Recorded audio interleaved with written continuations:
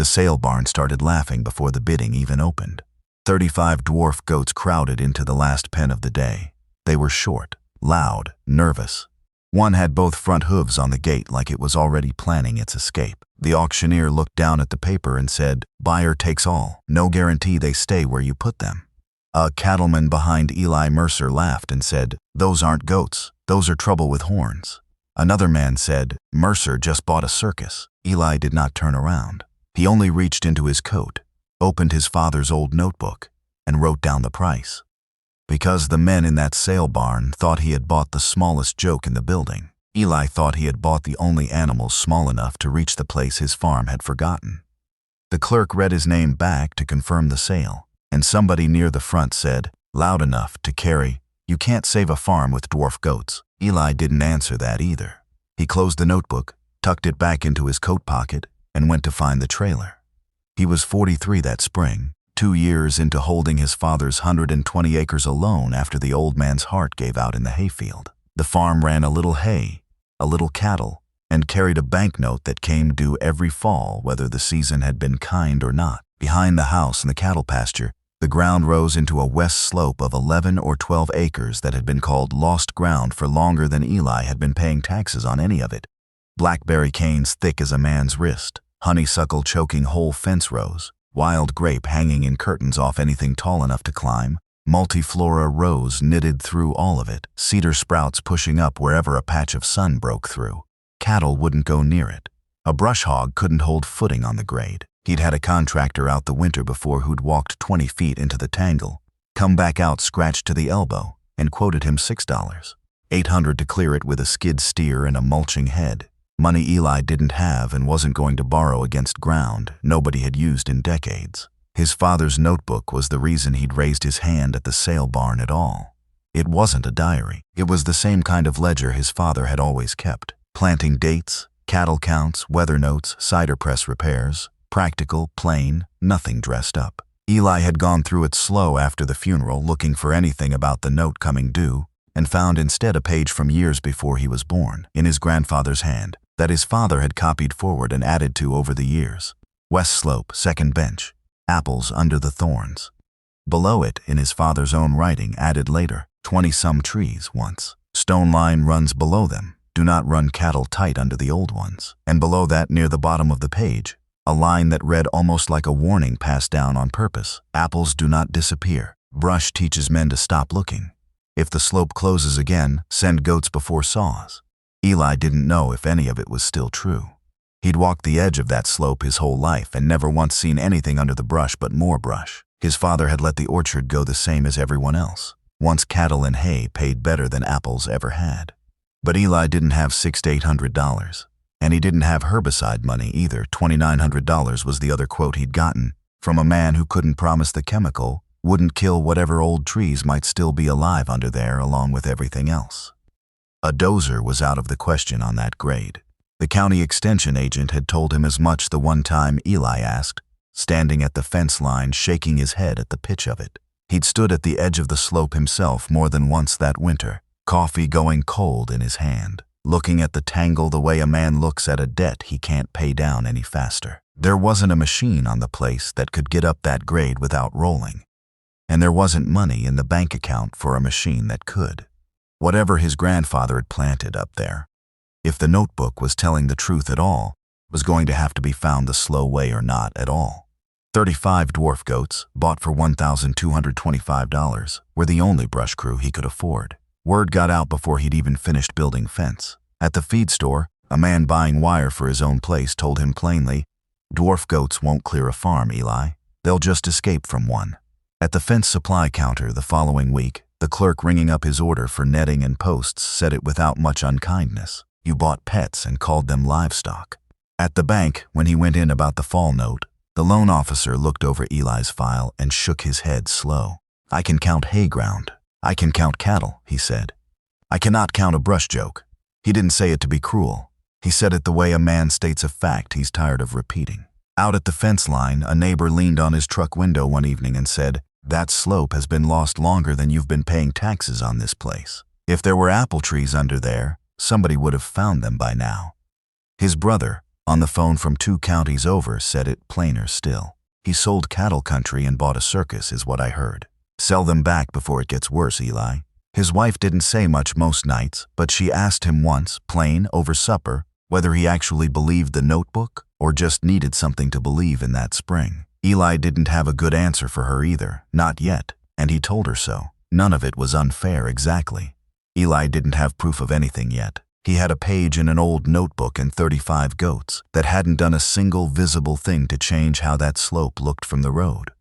The first month tested him harder than he let anyone see. 7 goats went through a weak stretch of fence in one morning, scattering down toward the ditch road before Eli got his boots on, and it took him and a neighbor's boy the better part of 2 hours to walk them back one at a time, one animal at a time, down the shoulder of the county road while 2 trucks slowed to watch.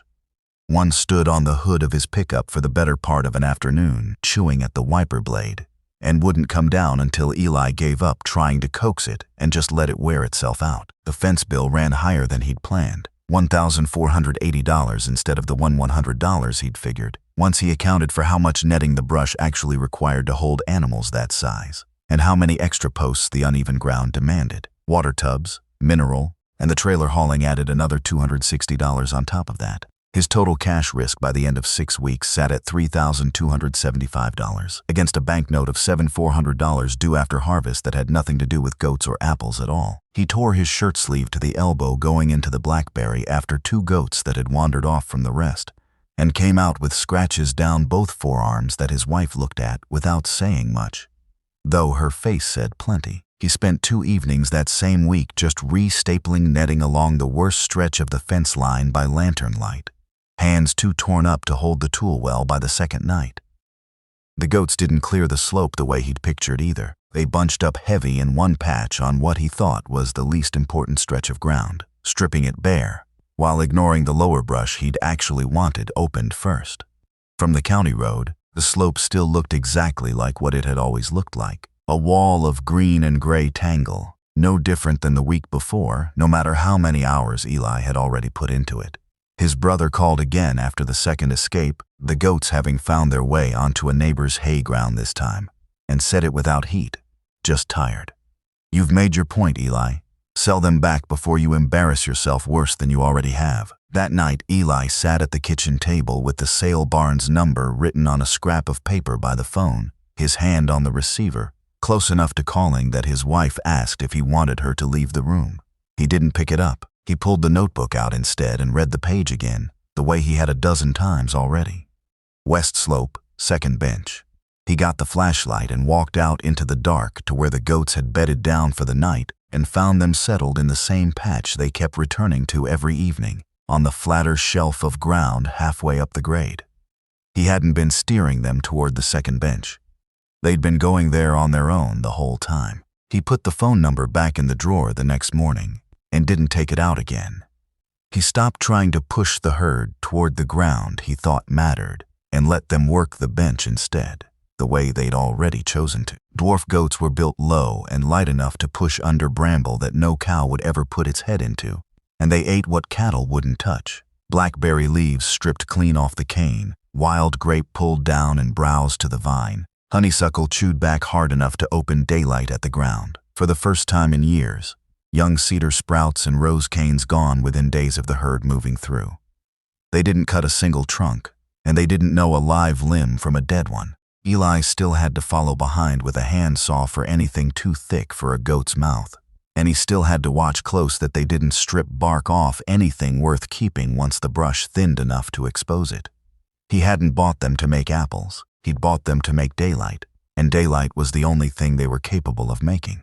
They kept gathering, evening after evening, on that same second bench shelf, pulling down vine after vine, and by the 4th week Eli noticed a shape under one heavy curtain of wild grape that didn't sit right for brush. He walked up to it with the saw, expecting locust or wild crab, and started cutting vine away from what he still thought was just another dead trunk. The bark underneath wasn't locust bark. There was a swelling low on the trunk, old and healed over, the kind of scar a graft leaves once it's had 40 years to close. The branch angles above it, what was left of them, ran wrong for anything that grew up wild, too regular, too deliberately spaced, the way a man's hand shapes a tree instead of however weather and birds decide it. He put his hand flat against it. An apple tree. He stood there a minute with his palm against the bark before he moved on, the saw hanging loose at his side, listening to the goats work through the vines further up the bench, like nothing unusual had happened at all. He followed the line the goats had already opened and found a second trunk not 30 feet off. Then a third, tangled deep in grape and rose but standing the same way, spaced the same way, the way trees stand when a man planted them on purpose instead of however the wind and the birds decided. He tied a strip of rag around each one as he found it, working until the light went, and came back the next morning to keep going, saw in one hand, a roll of rag strips in his coat pocket, marking as he cut. By the end of that week, he'd tied rags on 22 trees. Not all of them were alive. 4 were hollow through the trunk, gone soft and dark inside, nothing left to save. A handful more showed no green anywhere Eli could find.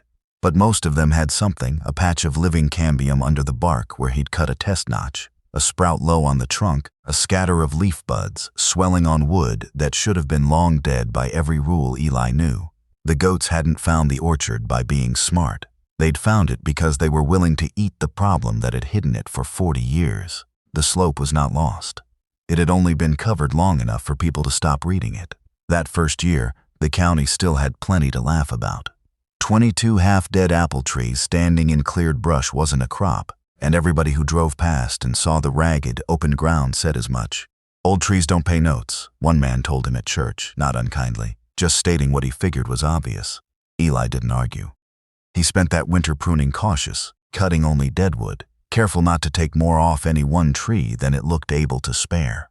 He fenced the goats away from the healthiest trunks with a second run of netting bought that fall, and rotated the herd across the rest of the slope instead, letting them keep the new brush down without letting them strip the bark he was trying to save. He kept a hand-drawn map of the slope pinned inside the notebook, each of the 22 trees marked, dead ones crossed through, the rest numbered and noted season to season, bud break, bloom, any fruit set, any dieback. The second year brought scattered blossom on maybe half the trees that had shown any green at all. Eli remembered standing at the fence one April morning and counting blossoms on a single limb like a man counting money, then writing the number down before he let himself believe it. By fall, he carried 41 bushels of small, ugly, unsprayed apples down off that slope in the bed of his truck. Nothing that would have won a ribbon anywhere but real weight, real fruit. Sold quiet to a local cider press and a roadside stand 2 miles down for something near $780. Not enough to matter to the bank. Enough to prove to himself the notebook hadn't been wrong. By the third year, 14 of the 22 trees were producing enough to matter. 216 bushels came off that slope that fall, sold to the same cider mill at an average of $8. 50 a bushel, a little over $1,836 gross. Modest money by any measure, but money the bank had never expected that ground to produce again, set against a slope whose entire file until that year had read exactly 2 lines. Brush slope, no productive value. Eli brought the records in himself that fall, the goat receipts, the fence bills, the hand-drawn map with its 22 numbered trees, the pruning dates, the cider mill receipt, photographs he'd taken from the same spot on the county road each spring, brush and thicket in the earliest one, open ground and blossom in the last. The banker went through all of it slower than Eli expected, laying the photographs out side by side on the desk in the order Eli had brought them, the old appraisal note still sitting in the same file. Brush slope, no productive value, next to the new numbers Eli had set in front of him. He asked how many of the trees were actually bearing, and Eli told him 14, and he wrote that number down in his own hand before he said anything else. "It is still not hay ground," the banker said finally. "No," Eli said. "It is orchard ground." The banker didn't apologize. He wasn't the kind of man who did. He crossed out the old line and wrote new words above it, plain and short. Recovering orchard. Limited but documented production. He slid the file back across the desk and told Eli the note would carry another year the way it stood. That was the whole exchange. It was enough. The neighbor who'd first told him that slope had been lost longer than Eli had been paying taxes stopped his truck at the fence line that same fall, looking out at a row of apple crates stacked by the barn and a handful of goats resting in the shade of the newly opened bench above them. He sat there a minute before he even rolled the window down, the same way he had the year before when there'd been nothing worth stopping for. He didn't apologize either. "How many trees did you say were under there?" he asked. 22, Eli said. They find all of them? No, Eli said. They just ate enough for me to see. The neighbor nodded at that, looked a while longer at the crates and the goats and the slope behind them, and drove on without saying anything else. The county had not been wrong about the goats being small. They were small. The bank had not been wrong about the slope being brush. It was brush. But the county had priced the slope by what stood on top of it. Eli had priced it by what was still alive underneath. 35 dwarf goats did not save the farm by being impressive. They saved the west slope by doing the one job no tractor, cow, or banker had ever wanted to do. They ate the thing that had taught everyone to stop looking, and under it, 22 apple trees had been waiting for light the whole time.